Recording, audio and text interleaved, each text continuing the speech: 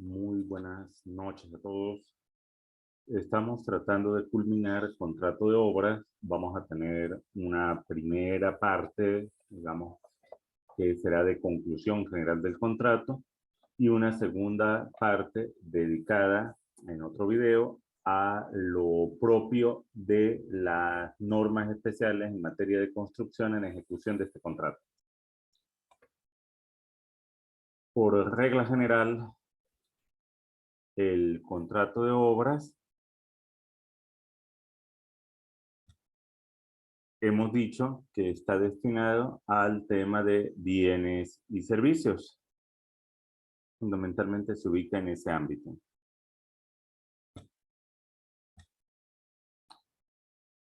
Aquí vamos a encontrar obligaciones del contratista que ya hemos tenido ocasión de revisar y obligaciones del comitente. Respecto de las obligaciones del comitente, de aquel que encarga la obra, nosotros ya habíamos mencionado la de recibir la obra y dentro de ella el examen de la obra. Mencionábamos en clase que es una actividad que se cumple con el propósito de determinar si efectivamente la obra ha sido debidamente ejecutada, o sea que se han cumplido todas las reglas previstas por aquella pirámide normativa que mencionábamos en clase en relación con la ejecución de la obra en sí misma. La puede realizar directamente el comitente o un tercero, se puede designar en ese sentido inspectores. Es usual, lo mencionamos en clase, la presencia del ingeniero inspector, al menos en las obras grandes de construcción. Y lo que sí es cierto es que no se requiere de la presencia personal del contratista, salvo que ello sea estrictamente necesario porque así haya sido pactado, por ejemplo, en el contrato, pero pudiera precisamente en ese contrato preverse otras formas para examinarlo. Tan pronto como sea posible, el examen procederá. En el contrato se puede indicar el momento en que este debe realizarse, el lugar es el lugar de la situación del inmueble y en el caso de los muebles en donde se haya pautado realizar ese examen. Si no se ha definido en ese sentido nada, pues será en el lugar de ejecución de la obra o allí donde proceda a entregársela el contratista al comitente. Se puede examinar por partes si la ley lo permite y se presume que el examen es satisfactorio respecto de las partes pagadas, conforme a las disposiciones del código. El retardo genera mora scipiendi con las consecuencias que vieron en derecho de obligaciones. La aceptación de la obra se produce una vez que ésta ha sido examinada o se ha renunciado el derecho de examinarla, que también es posible. El tema es que el comitente debe aceptarla, salvo que existan resultados de ese examen que justifiquen la posibilidad de rechazar la obra de la que se le va a hacer entrega. La aceptación será una declaración de voluntad del comitente de recibir la obra. Es una declaración recepticia unilateral. Se puede hacer de forma expresa o tácita y la ley presume esa aceptación en la medida en que se va pagando, lo que significa que habría que salvar en el texto de las estipulaciones contractuales el que se haga de forma diferente. Lo interesante de la aceptación es que el contratista se libera de responsabilidad, salvo por vicios o defectos ocultos, y aceptar la obra hace posible la entrega de ella, con lo cual puede ser demandada esa tal entrega.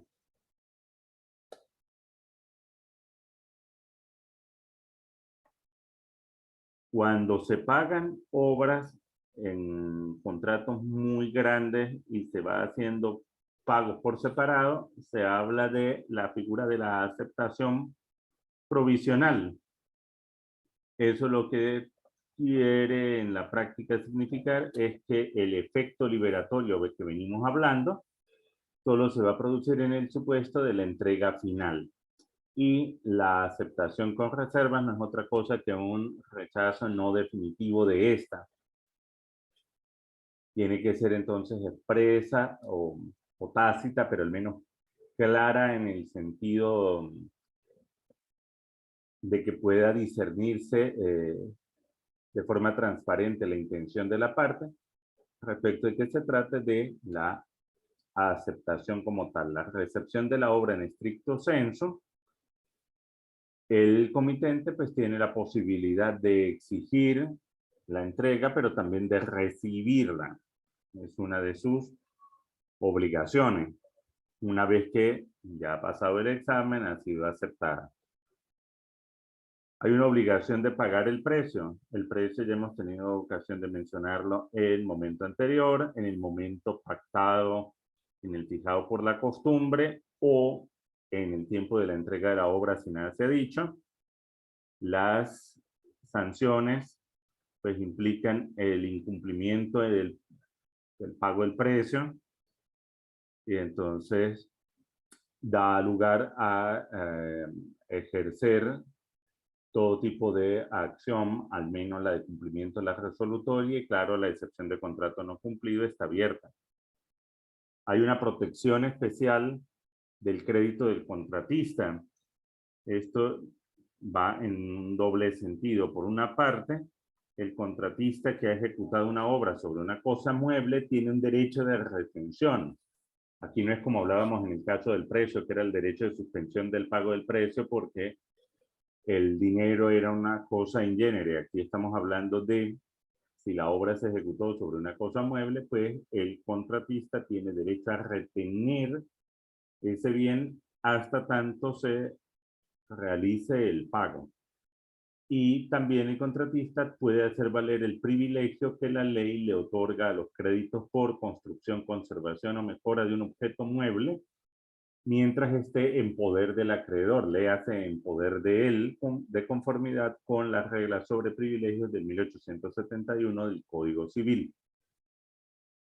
Hay un par de obligaciones secundarias que están estrechamente vinculadas. Por una parte, el comitente debe cooperar con el contratista en el sentido de no perturbar, allí a eso la obligación negativa, un no hacer, y también tendrá que realizar todos los actos que sean necesarios para el cumplimiento de la función del contratista. Entonces está la obligación de hacer una obligación positiva, caso por ejemplo el desalojo del inmueble. El comitente en cualquier caso puede asumir también la obligación de proveer los materiales de la obra y eso sería una obligación secundaria, al menos en la clasificación de Aguilar, pero como hemos mencionado en ocasión anterior, si el comitente, por ejemplo, demora en la entrega de esos materiales, pues da pie, por ejemplo, a la existencia del término supletivo. Entonces, esto de secundario, pues, no calza también allí, pero igual está mencionado en esos términos, al menos por la doctrina. Los riesgos en el contrato de obra.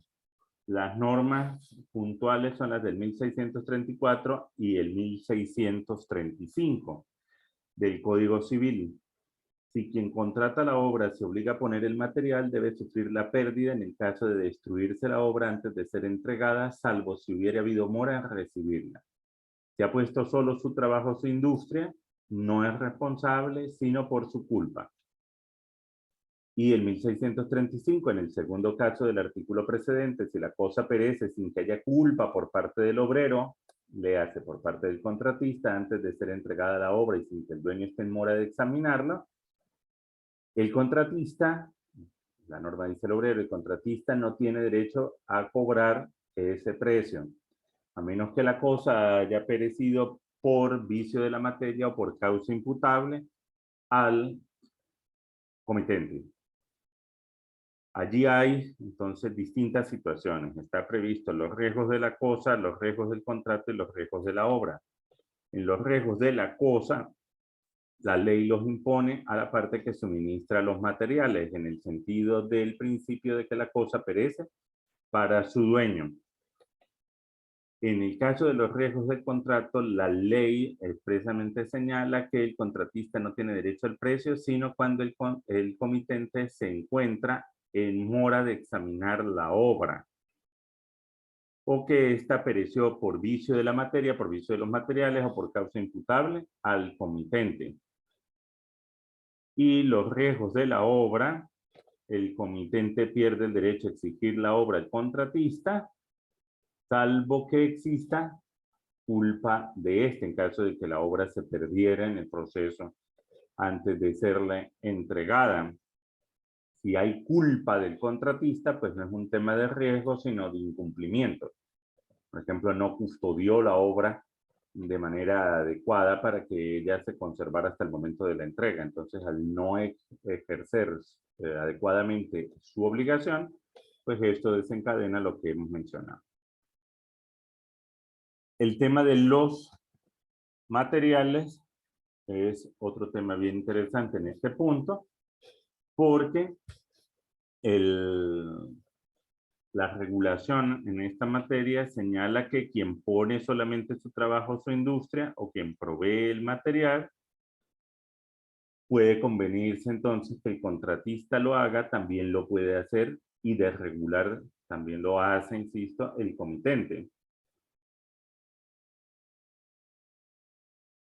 ¿Cómo va a influir el tema de los materiales? Ya hemos visto en el tema de los riesgos qué puede suceder si el material aportado es deficiente o demás y la obra perece por culpa de ese material aportado, por ejemplo, por el comitente. Entonces el contratista tendría todos sus derechos intactos, por citar ese caso. Material, para efectos de este punto, es todo aquello de lo cual se compone la obra en términos de sustancia concreta. Allí se debe distinguir entre el material y la cosa que debe ser, por ejemplo, reparada, modificada o mantenida. Una cosa es el ascensor que voy a reparar y otra cosa es, por ejemplo, las aleaciones metálicas que uso para la reparación. Las aleaciones metálicas será el material y el ascensor es la cosa que debe ser mantenida. Otra distinción que es importante hacer es entre el suelo y los materiales, porque una cosa es la propiedad del terreno donde éste se ubica, con todo lo que eso significa, y lo que se va a colocar sobre él en función de la obra que debe realizarse. Igual distinción es importante hacer en el caso de la materia en sí misma y los medios que se usan para actuar con esa materia. Por ejemplo, si estamos hablando de la soldadura, una cosa es el soldador como equipo que se emplea para aplicar la soldadura y otra cosa es la soldadura en sí mismo. La soldadura en sí mismo constituye el material. ¿Quién provee el material? La provisión del material corresponde en principio, salvo indicación en contrario, que puede ser expresa o tácita, al contratista.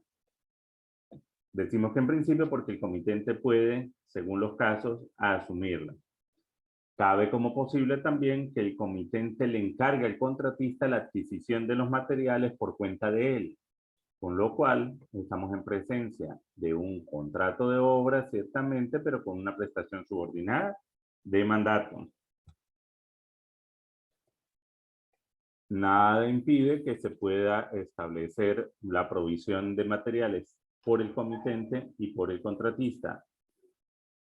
¿Cómo se determina el material? En el caso de los cuerpos ciertos, entonces aquellos que son posibles de ser identificados, el que asuma la obligación de entregarlos no se libera entregando cualquiera, sino tiene que entregar exactamente los que han sido pactados, salvo convención en contrario, y se admite que esa convención pueda ser sucesiva. Si la determinación es solo in genere, la calidad de los materiales que está previsto que se entreguen, puede pactarse de forma expresa o aún de manera tácita. Si hubiera silencio, la norma prevé que se haga con la calidad media, la norma general en este ámbito de las obligaciones. Que el comitente está obligado a proveer los materiales y los ofrece con una calidad mayor a la que fue originalmente pactada, el contratista tiene la posibilidad de rechazarlo si eso supone un incremento de los costos de la actividad que él debe cumplir. Ahora, si el obligado a proveer los materiales es el contratista y realiza esa actividad con materiales de menor calidad a lo que pudiera esperarse, constituye un vicio de defecto de la obra. Y si la obra se ejecuta con materiales de calidad superior, lo que pudiera significar un incremento de la obra, por ejemplo, pues hay una variación en ella y seguiríamos las reglas que hemos conversado sobre este punto. ¿Cuál es la cantidad de los materiales que debe ser provista? Lo que diga el contrato. Y en silencio de este, lo que sea necesario para ejecutar correctamente la obra. ¿Cuándo se entrega el material? Nuevamente lo que pueda pactar el contrato. Si nada se ha dicho, el que está obligado a la provisión debe hacerlo para evitar el retardo. Por ejemplo, si el comitente es quien demora, ya hemos mencionado que existe la posibilidad del término supletivo para la ejecución de esta. Por los vicios del material, ¿cómo se responde? Cuando el contratista es quien provee el material, responde él, vale lo mismo para el comitente. Ahora hay unas reglas particulares. Cuando se mantiene la responsabilidad del contratista hasta la aceptación definitiva de la obra, salvo vicios ocultos. Y si es el comitente quien suministró el material y el material tiene vicios, esto debe ser advertido por el contratista al comitente. Caso que el comitente decida ejecutar la obra con ese material de menor calidad, se acepta que el contratista está liberado de responsabilidad frente al comitente, pero no así frente a terceros. Así que conserva la responsabilidad civil, penal, administrativa que pudiera haber en relación con los terceros por ese material defectuoso que pudiera haber sido utilizado. ¿Quién custodia el material? El material debe ser guardado desde su recepción hasta su utilización en la obra por el contratista, caso que el comitente lo suministre. Y si es el contratista, pues es una obligación que va en beneficio propio, más que obligaciones propiamente una carga, como ustedes bien recuerdan. ¿Cómo se extingue el contrato? Lo primero es decir que el contrato de obra se extingue por cualquiera de los medios que están originalmente previstos dentro de la ley para la extinción de todo tipo de contrato. El mutuo disenso, por ejemplo, puede extinguir el contrato sin novedad, se pueden pactar términos o demás para que éste se extinga de manera regular.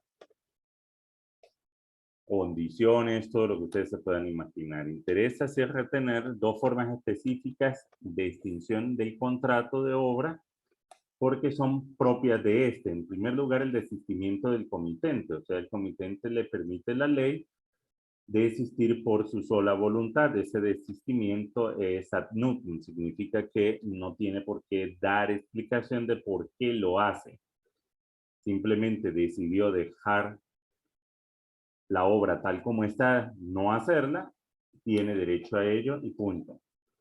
Esa es una facultad de orden personal. No puede ser ejercida por vía de la acción oblicua, pero puede transmitirse a los herederos.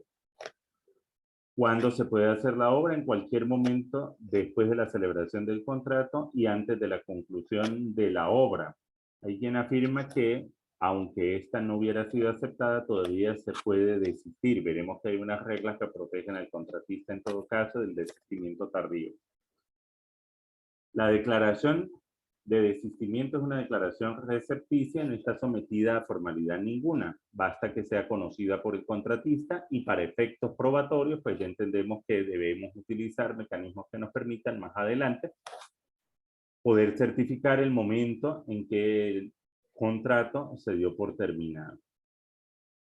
¿Qué efectos tiene el desistimiento? El desistimiento le permite al comitente reclamar aún por el retardo del contratista. Muchas veces esos desistimientos precisamente derivan de allí, de los incumplimientos. Entonces, antes que intentar una resolución o una acción de cumplimiento, simplemente deciden dar por terminada la relación contractual. El desistimiento lo obliga a indemnizar al contratista de todos sus gastos, de su trabajo y de su utilidad. Porque en el fondo que dice la doctrina, el contratista no tiene por qué sufrir los perjuicios del desistimiento del comitente. Significa entonces que el comitente va a hacerse cargo no solo de daños emergentes, sino también de lucro cesante. No es fácil el cálculo, pero es posible. Entonces, establece la regla que se le debe reembolsar por su trabajo ejecutado. Esto es por lo que efectivamente hubiera realizado el contratista hasta el momento del desistimiento, sin interesar si el trabajo que se hizo es útil o no al comitente en ese momento.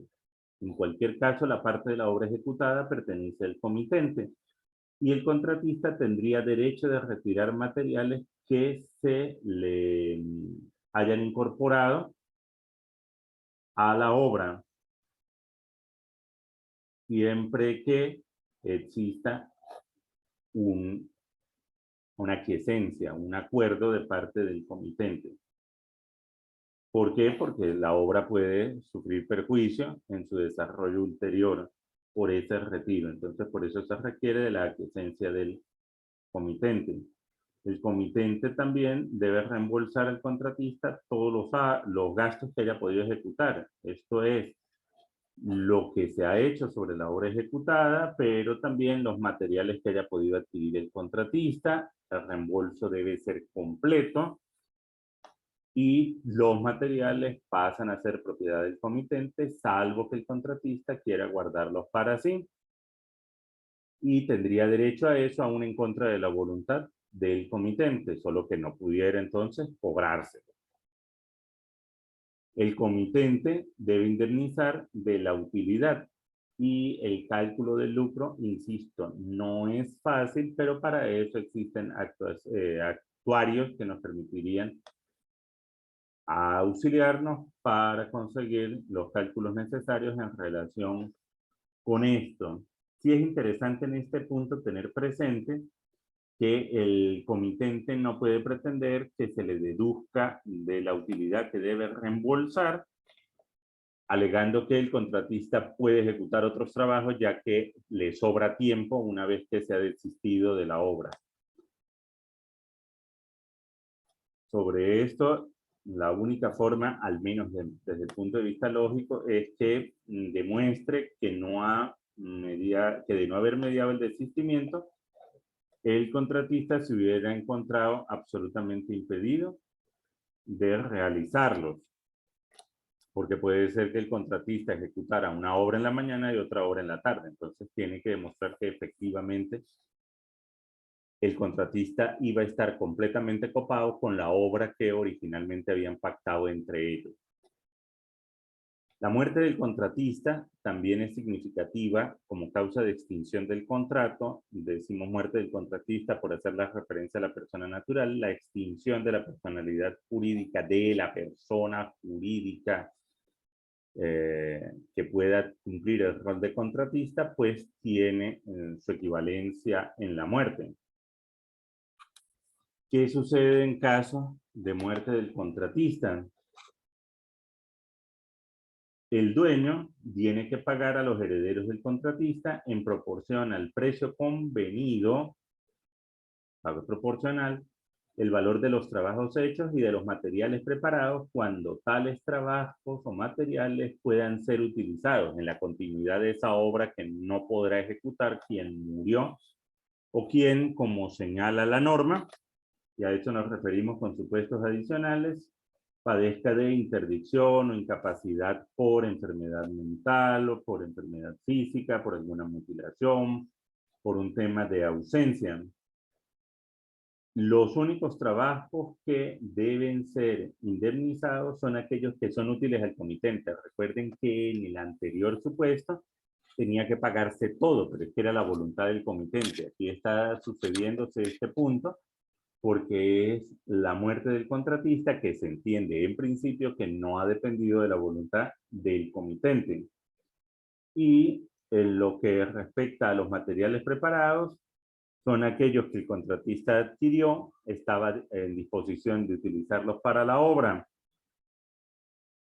Aquí, como en el anterior caso, los herederos tendrían el derecho a renunciar a la indemnización quedándose con los materiales. En este punto no le corresponde indemnizar por la utilidad, a diferencia, insisto, del caso del desistimiento.